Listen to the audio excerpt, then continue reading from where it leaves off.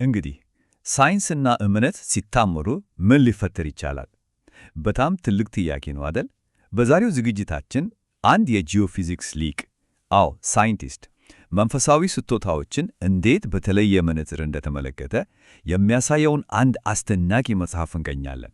ይህን ትንታኔ መንፈሳዊ ልምምዶችን በሳይንሳዊ ሥርዓት በማደራጀቱ በጣም ይታወቃል። እሺ፣ የመጽሐፉ ደራሲ ዶክተር ገብሩ ወልዱ የገጠማቸው አንድ ትልቅ ነገር ነበር።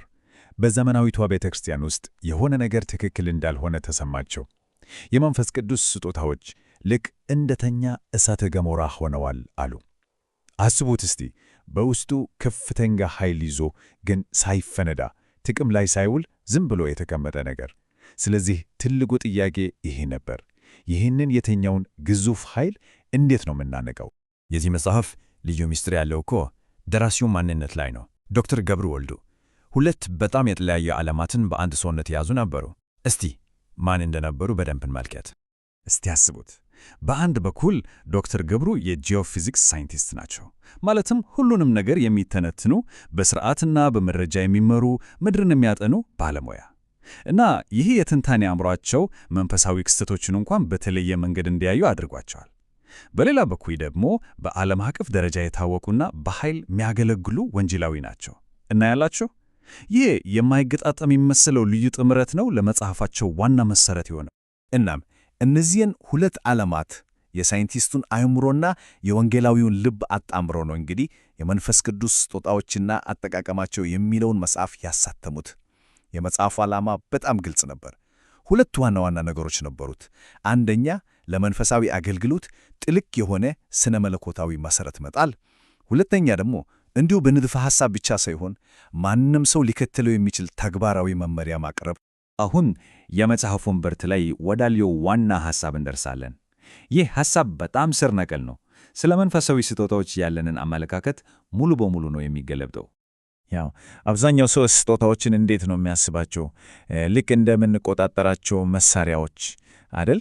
ዶክተር ወልዱ ግን በፍጹም ነው የሚሉት፣ ስጦታዎች የእኛ ንብረት ወይም መሳሪያ አይደለም፣ ይልቁንስ የመንፈስ ቅዱስ ማንነትና ባህሪ መገለጫዎች ናቸው። አስቡት፣ ልክ የፀሐይ ብርሃን ከፀሐይ እንደማይለየው ማለት ነው። ይሄ ማለት ስጦታዎቹ ከምንጫቸው ከመንፈስ ቅዱስ በፍጹም ሊነጠሉ አይችሉም ማለት ነው። እሺ፣ ታዲያ ይሄ የአመለካከት ለውጥ ለምን አስፈለገ? ዶክተር ወልዱ እንደሚሉት ጉዳዩ በጣም ወሳኝ ነው። ቤተ ክርስቲያን ያለ እነዚህ የመንፈስ መገለጫዎች ሁለት ወሳኝ ነገሮችን ማድረግ አትችል። አንደኛ፣ ታላቁን ተልዕኮዋን በኃይል መፈጸም አይቻልም። ሁለተኛ፣ ከሚመጡባት መንፈሳዊ ጥቃቶች ራሷን መከላከል አትችል። ስለዚህ ስጦታዎቹ የቅንጦት ነገር ሳይሆኑ ለሕልውና አስፈላጊ የሆኑ የጦር መሳሪያዎች ናቸው። ዶክተር ወልዱ ይህንን ሐሳብ ሲያቀርቡ ግን አንድ ትልቅ ስነ መለኮታዊ ክርክር ገጥሟቸው ሴሴሽኒዝም የሚባል አመለካከት አለ። ይህ ምንድነው? እንደ ልሳን መናገርና ትንቢት ያሉ ተአምራዊ ስጦታዎች ከሐዋርያት ዘመን በኋላ አቁሟል፣ በቃ አልፈዋል ብለው የሚያስተምር ነው። የዶክተር ወልዱ መጽሐፍ ግን ይህንን ሐሳብ በቀጥታ ይጋፈጣል። እነዚህ ስጦታዎች ዛሬም ለቤተ ክርስቲያን በጣም አስፈላጊ ናቸው ብለው አጥብቆ ይከራከራል። እዚህ ጋር ነው እንግዲህ የሳይንቲስቱ አእምሮ በደንብ ጎልቶ የሚታየው። ዶክተር ወልዱ በመጽሐፍ ቅዱስ የተዘረዘሩትን ስጦታዎች ዝም ብለው አልዘረዘሯቸውም፣ በሥርዓት ነው የከፋፈሏቸው። ይኸውላችሁ የሳይንሳዊ አስተሳሰባቸው ውጤት ይህን ይመስላል። ዘጠኙንም ስጦታዎች በሦስት ግልጽ ምድቦች ነው ያስቀምጧቸው። የመጀመሪያው የመገለጥ ስጦታዎች ይባላሉ። እነዚህ የእግዚአብሔርን ሐሳብና ዕቅድ እንድናውቅ የሚረዱ ናቸው። ሁለተኛው የኃይል ስጦታዎች፣ እነዚህ ደግሞ የእግዚአብሔርን ጣልቃ ገብነት በተግባር የሚያሳዩ ናቸው። ሦስተኛው የንግግር ስጦታዎች፣ እነዚህም የእግዚአብሔርን መልእክት የሚያስተላልፉ ናቸው። እና የላችሁ ይሄ ሥርዓታዊ አደራጀት ውስብስብ የሚመስለውን ርዕስ በጣም በቀላሉ ለመረዳት ያስችላል። ይሄ መጽሐፍ ግን በንድፈ ሐሳብ ብቻ አያበቃም። ምናልባትም ትልቁ ጠንካራው ያለው ተግባራዊነቱ ላይ ነው። ከቲዮሪ አልፎ ደረጃ በደረጃ የሚመራ መመሪያ ነው የሚሰጠው። ዶክተር ወልዱ ልክ እንደ ሐኪም ማዘዣ 3 ቁልፍ ደረጃዎችን ያስቀምጣሉ። አንደኛ መቀበል ይሉታል። ይህም የመንፈስ ቅዱስን ጥምቀት በመፈለግ ለስጦታዎቹ መዘጋጀትን ያመለክታል። ሁለተኛ አሰራር ወይም ማንቀሳቀስ ነው። የተቀበሉትን ስጦታዎች በዕለት ተዕለት አገልግሎት ውስጥ እንዴት መጠቀም እንዳለብን ያሳያል። ሦስተኛው ደግሞ እና ይህ ምናልባትም ከሁሉም በላይ አስፈላጊው ነው፣ መከላከያዎች ወይም መለየት እውነተኛውን መንፈሳዊ ልምምድ ከሐሰተኛውን ለመለየት የሚያስችሉ መመዘኛዎችን መጠቀም ማለት ነው።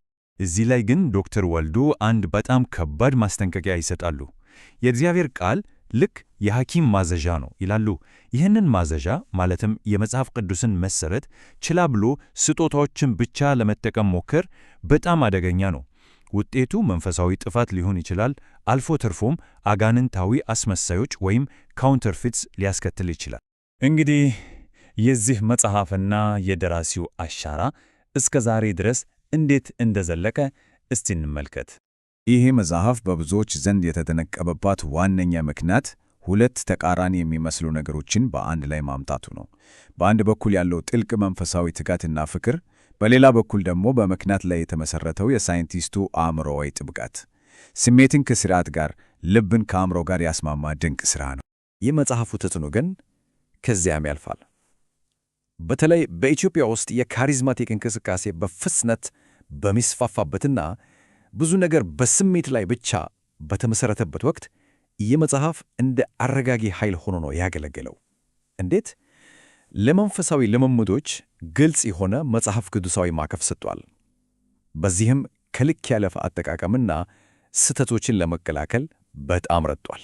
እናም በዚህና በሌሎች በርካታ ሥራዎቻቸው ዶክተር ገብሩ ወልዱ የእምነት ተዋጊ የሚል የክብር ስም ተሰጥቷቸዋል። ይህ ስያሜ እንዲሁ የተሰጠ አይደለም። እምነትን በአእምሮና በእውቀት የመከላከልና የማስፋፋት ሚናቸውን በደንብ ያንጸባርቃል። በዘመናቸው በነበሩ አማኞች ላይ ምን ያህል ጥልቅ አሻራ እንዳሳደሩም ትልቅ ማሳያ ነው። በአጠቃላይ የዶክተር ገብሩ ወልዱ ሥራ አንድ ነገር በግልጽ ያሳየናል። የሳይንቲስቱ አእምሮ እና የወንጌላዊው ልብ ሲጣመሩ ውጤቱ ምን ያህል አስደናቂ ሊሆን እንደሚችለው ነው። እናም ይህ ታሪክ አንድ ትልቅ ጥያቄ ጋር ጥሎን ያልፋል። በምክንያትና በትንታኔ ላይ የተመሠረተ አእምሮ ጥልቅ የሆነን መንፈሳዊ እውነት እንዴት በአዲስ መልክ ሊቀርጸውና ሊያብራራው ይችላል?